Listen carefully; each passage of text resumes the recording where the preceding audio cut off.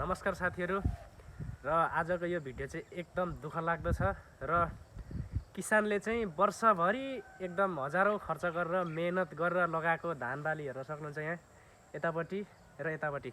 जुन यो हिजो परेको एकदम भारी वर्षाको कारण चाहिँ अब यो सबै धानहरू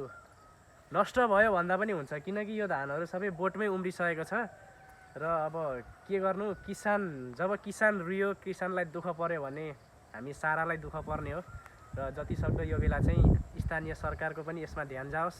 र सम्बन्धित निकायले चाहिँ चाँडोभन्दा चाँडो यसलाई केही राहत दियोस् भन्न चाहन्छु र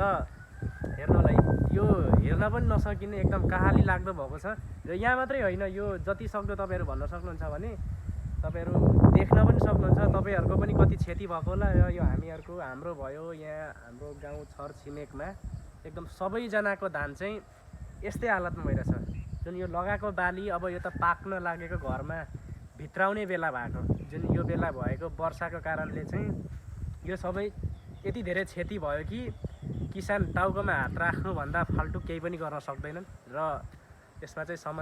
सम्बन्धित निकायले हाम्रो वडाहरूले चाहिँ यसलाई अब कुन तरिकाले लैजाने र यसलाई उचित राहतको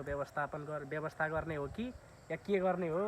त्यो छिटोभन्दा छिटो गरोस् र यो एकदमै दुःख लाग्दो घटना हो हेर्न सक्नुहुन्छ त म तपाईहरुलाई नजिकबाट देखाइदिँदैछु र हेर्नला यो धान सबै बोटमै उम्रिसकेको छ हेर्न त यहाँ यो सबै जति छ नि